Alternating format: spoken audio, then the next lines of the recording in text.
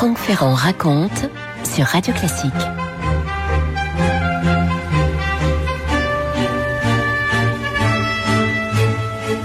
L'homme dont je vais vous parler n'aurait jamais dû apparaître au grand jour, à la grande lumière de l'histoire. Vous savez, il fait partie de ces obscurs et de ces sans grades, comme aurait dit Victor Hugo, qui normalement font leur vie sans jamais avoir droit à la chronique et aux annales. Il s'appelle Claude François de Mallet.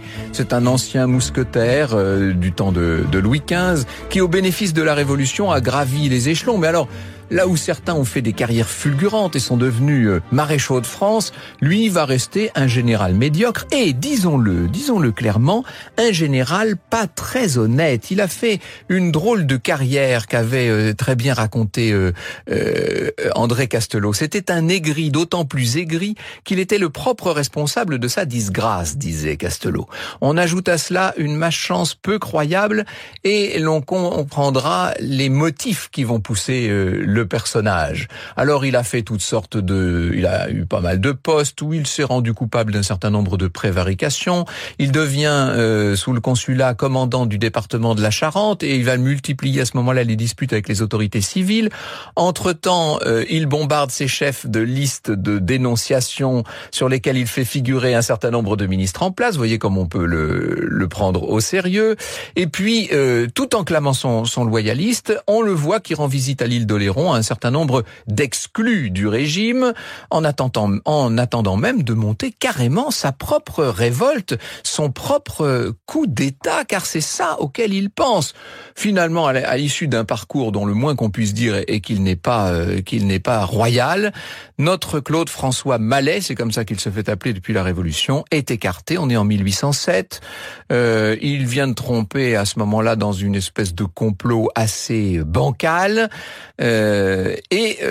Évidemment, il a la chance que les autorités du moment n'aient pas vraiment d'intérêt pour sa conjuration. On l'envoie simplement en prison. Et puis, là, alors qu'il est, j'allais dire, sous les verrous, il se met à monter un nouveau coup d'État. On est en 1809. Cette fois, Savary, qui est ministre de la police, se dit qu'il est carrément fou. On va l'envoyer dans une maison de santé. Il est donc dans une sorte d'asile d'aliénés, où il continue à fomenter encore un nouveau complot. Il est bourré d'aigreur et de ressentiment, ce général Mallet. Il estime qu'il n'a rien à faire dans l'asile et il va essayer de rencontrer ceux qui sont avec lui dans cette maison de santé pour monter ce qui va se révéler être un véritable complot contre l'État, contre le régime de Napoléon. Franck Ferrand sur Radio Classique. On est en 1812, c'est la campagne de Russie. Napoléon, vous savez, est face à des difficultés quasi insurmontables. Moscou a été pris, mais incendié. L'empereur doit se résoudre à lancer un grand mouvement de retraite à travers cet invraisemblablement grand territoire russe. Épreuve terrible à des milliers de kilomètres de Paris. Or, à Paris, au même moment, quelques hommes ont bien l'intention de profiter de l'absence de l'empereur, leur but étant rien moins que renverser l'Empire. Les hommes en question sont dirigés par cet homme qui, depuis son asile de fou, a monté tout son plan. C'est le général Mallet. Il décide de mettre son plan en œuvre dans la nuit du 22 au 23 octobre. Autant dire, en 1812, autant dire que sa tentative est assez osée et même un peu folle, et pourtant, elle va bénéficier des circonstances. Tout commence aux abords de la caserne Popincourt. On est au nord-ouest de la place de la Bastille. Cette nuit-là, le commandant Soulier, qui est un brave commandant de la 10e cohorte de la garde, est malade. Il dort mal, il est en nage. Il entend la pluie battante sur les toits parisiens et sur le pavé. Et soudain, au beau milieu de la nuit, un de ces hommes fait irruption. Un général vient de se présenter avec 2 hommes à l'entrée de la caserne et demande à s'entretenir avec le commandant de toute urgence. Et Soulier, qui a du mal à se réveiller, fait entrer les 3 visiteurs, et donc il y a parmi eux cet officier général de 58 ans, à l'uniforme impeccable. Il se présente comme un certain général Lamotte, et il ajoute « L'empereur est mort le 7 octobre dernier sous les murs de Moscou ». Vous imaginez, pour Soulier, c'est un choc terrible. Il a toujours vécu par et pour l'empereur. Il a une dévotion à Napoléon, et voilà que Napoléon serait mort. Immédiatement, ses yeux s'embuent de larmes. Et le visiteur, le général, continue. Il explique que le Sénat a pris les choses en main, que l'Empire est terminé. Alors il montre toutes sortes de papiers officiels qui ont des tampons, etc. Tout ça a l'air très, très sérieux. Et parmi les papiers, il y a un ordre au commandant Soulier, signé par un obscur général. Il est écrit que Soulier reçoit le titre de général de brigade, lui qui était commandant. D'un seul coup, ça vous met un peu de baume au cœur. Il doit réunir ses troupes pour aller prendre possession de l'hôtel de ville où le nouveau gouvernement se rassemblera plus tard. Soulier hésite, soyons tout à fait honnêtes, il ne sait pas quoi faire, mais après tout, il n'a pas tellement le temps de réfléchir, il va s'exécuter. Soulier prend donc, avec des troupes rassemblées à la hâte, le chemin de l'hôtel de ville, sous les ordres du faux général Lamotte, qui, nous le savons, s'appelle le général Mallet. Franck Ferrand sur Radio Classique. Alors, le général Mallet se rend maintenant à la prison de la Force et il va faire la même annonce fracassante qu'à la caserne Popincourt. Les mêmes ordres officiels sont comme ça agités sous le nez du concierge de la prison. Lamotte exige la remise en liberté de 2 généraux qui sont enfermés là depuis quelque temps. Ce sont encore des ennemis du régime, bien entendu, Guidal et Lahorie, des républicains bon teint. Alors, disons-le, là quand même, le concierge de la prison de la Force est un peu moins crédule que le pauvre commandant Soulier, ça marche moins bien, il a des doutes, le général fait comprendre, il faut vous dire qu'il a la troupe avec lui, donc il fait comprendre qu'il n'y a aucun moyen de discuter ou de négocier, et finalement, c'est ça qui quand même est assez extraordinaire, bénéficiant du trouble où la mort annoncée de Napoléon jette tout le monde, il va quand même obtenir gain de cause. Le concierge finit par lui donner ce qu'il veut, on libère les généraux. Et le général Lahorie reconnaît le visage du faux Lamotte puisqu'il l'a croisé dans le passé. Il connaît son véritable nom, le général Mallet. Guidal et Lahorie croient à l'histoire de la mort de Napoléon. C'est très important que vous compreniez bien ça. C'est-à-dire que ça, c'est tout le génie de Mallet, c'est qu'il n'a pas mis ses propres complices dans le secret. Il leur fait croire, comme aux autres, que Napoléon est bel et bien mort. Donc ils vont, quelque part, d'une certaine manière, agir à leur insu, ou en tout cas, sans savoir exactement quelle est la situation. Parce que Guidal comme Lahorie ont compris qu'ils ont, grâce à cette nouvelle, l'opportunité de participer à l'instauration d'un nouveau régime. Eux qui croient en la République, c'est le moment ou jamais, qu'est-ce que vous voulez ? Pour l'instant, le culot du général Mallet va payer. Il se dit qu'après tout, il pourrait bien réussir à prendre la capitale, ébranlé par cette tragique nouvelle. Alors, vous voyez que dans un premier temps, les choses ont plutôt réussi. La première phase du plan, si vous voulez, a marché. Maintenant, Mallet envoie les généraux Guidal et Lahorie procéder à un certain nombre d'arrestations ciblées.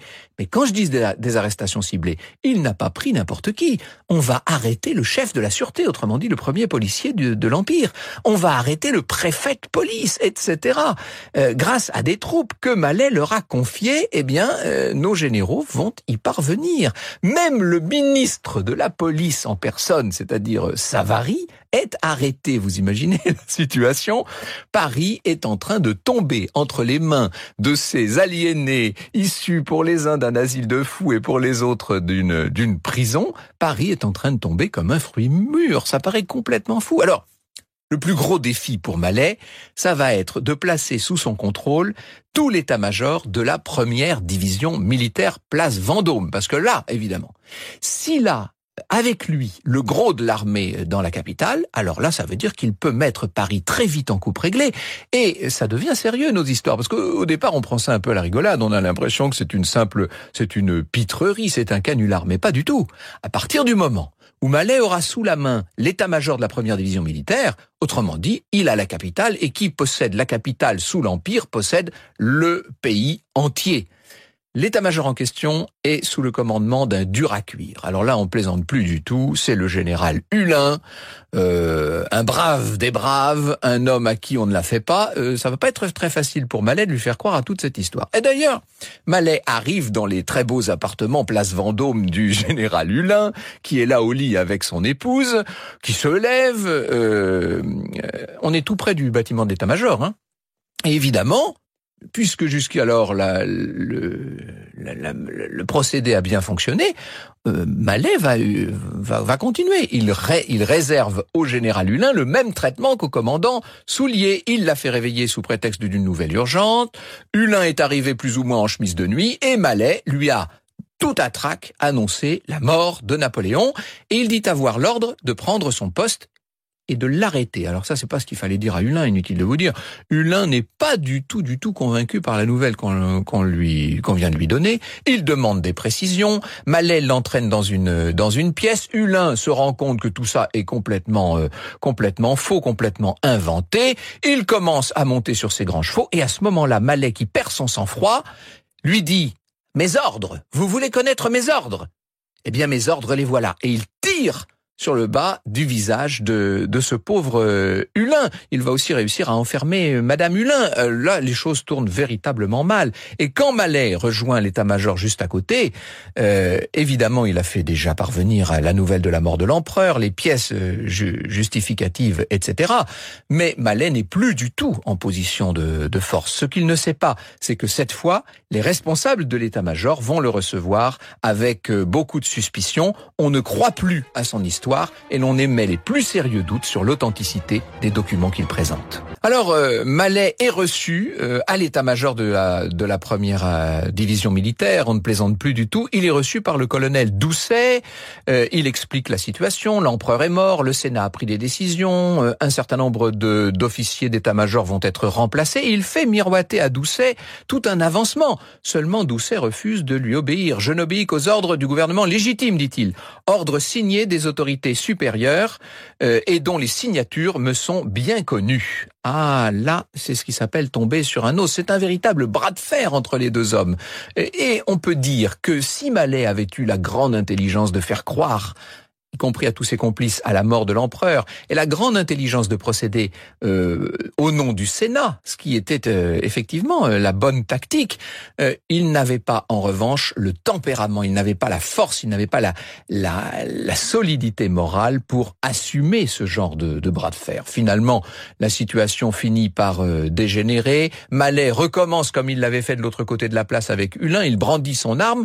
Seulement Doucet et l'un de ses adjoints, il s'appelle le commandant Laborde était caché juste dans l'embrasure de la fenêtre. Ces deux hommes ne se laissent pas faire. Ils vont très facilement maîtriser le général Mallet.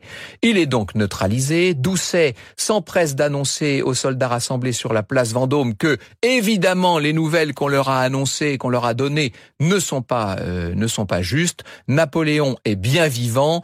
Mallet n'est qu'un imposteur. Il les a manipulés. Alors, on imagine, dans un premier temps, le flottement sur la place, les soldats qui se regardent, et puis au bout de quelques instants, les vive l'empereur qui commencent à retentir, vive l'empereur, et ce n'est bientôt plus qu'une clameur de soulagement et de bonheur.